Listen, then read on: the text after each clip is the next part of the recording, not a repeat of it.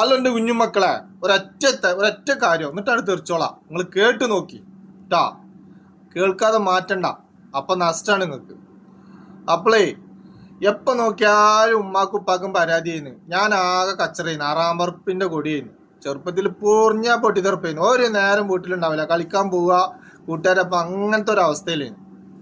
എങ്ങനെ വീട്ടിലേക്ക് എന്ന് വന്നു കഴിഞ്ഞാലും അവരെ കണ്ടുപഠിക്ക്, ഇവരെ കണ്ടുപഠിക്ക്. ഞമ്മക്കിപ്പോൾ എല്ലാവരും ഒരേമാതിരി ആവുമോ? ആവില്ലല്ലോ. അപ്പം ഞാൻ അങ്ങനെ ഒന്നും മുണ്ടൂല. നമ്മൾ കുറേ തല്ലും കിട്ടും, കുറേ ചീത്തയും കേൾക്കും, ഒക്കെ സഹിച്ചങ്ങനെ പോകും. ഒരു ദിവസം ഇതേമാതിരി എൻ്റെ അയൽവാസിയിലുള്ളൊരു പയ്യെ ഒരു പെണ്ണിനെയും ചാടിച്ചിങ്ങാണ്ടാണ് കൊണ്ടുപോയി. ഉമ്മാനോട് ഞാൻ ചോദിച്ചു ഉമ്മ ഇപ്പം എങ്ങനെയുണ്ട്, അവൻ്റെ മാതിരി ആവണം ഞാനെന്ന് ചോദിച്ചു.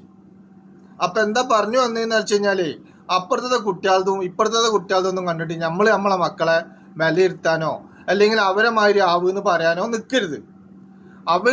എല്ലാ മക്കൾക്കും ഉണ്ടാവും എന്തെങ്കിലും കഴിവ്, എന്തെങ്കിലും ചെറിയ കഴിവ് എല്ലാവരും മക്കൾക്കും ഉണ്ടാവും.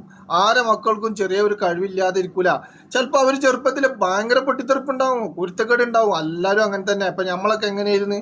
ഇപ്പം എന്തെങ്കിലും കുരുത്തക്കേടിന് പോകാൻ പറ്റുമോ? പറ്റൂല. അതൊരു പ്രായം വരെ എല്ലാവരും ഉണ്ടാവും. പക്ഷെ അനാവശ്യമായിട്ടുള്ള എന്തെങ്കിലും കൂട്ടുകെട്ടുണ്ടോ അത് അന്വേഷിക്കുക. അല്ലാതെ മക്കള് പറഞ്ഞത് കേൾക്കാതെ ഒക്കെ നടക്കും. അത് സ്വാഭാവികമാണ്. നമ്മളെ മക്കളാണ്, നമ്മളെങ്ങനെയായിരുന്നു എന്നുള്ളത് ചിന്തിച്ചാൽ മതി. അപ്പൊ ഈ പ്രശ്നങ്ങൾ തീരും. അല്ലാതെ മക്കളെ നമ്മൾ കുറ്റപ്പെടുത്തിയിട്ട് അവരെ മക്കളെ മാതിരി ആവണം, ഇവരെ മക്കളെ മാതിരി ആവണം, അല്ലെങ്കിൽ ആ മോന് പാസ്സായിക്കണേ എൻ്റെ മോൻ പാസ്സായിട്ട് ഞാൻ പാസ്സായാലും എൻ്റെ മോൻ പാസ്സാവുള്ളൂ. ഇപ്പൊ ഡോക്ടർമാരെ മക്കളാണെന്നുണ്ടെങ്കിൽ അവർ എങ്ങനെയായാലും അവരെ മക്കളെ നല്ല നിലയിൽ ഡോക്ടറാക്കാൻ വേണ്ടിയിട്ട് അങ്ങനെ ഇട്ട് കുത്തിയിട്ടാണ് അവരാക്കുന്നത്. അതുകൊണ്ടൊന്നും കാര്യമില്ല.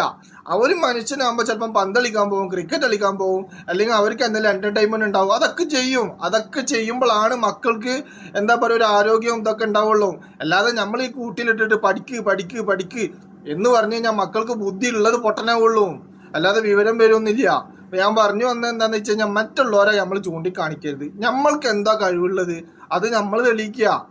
അതൊരു ടൈം ആകുമ്പോൾ മക്കൾ അങ്ങനെ തന്നെ, അത് ഏതൊരു മക്കളും അങ്ങനെ തന്നെ ആവേ വരുള്ളൂ. അല്ലാതെ നമ്മൾ വിചാരിക്കണ മാതിരി നമ്മൾ എന്താണോ അതേപോലെ മക്കളാവും. അല്ലാതെ മക്കൾ അങ്ങനെ ആവണം, മക്കൾ ഇങ്ങനെ ആവണം എന്ന് വിചാരിച്ചു കഴിഞ്ഞാൽ ഒന്നും ആവില്ല. ആ ഒരു മോനിക്ക് എന്താണ് കഴിവുള്ളത്, ആ കഴിവുണ്ടാവും ആ കുട്ടിക്ക്.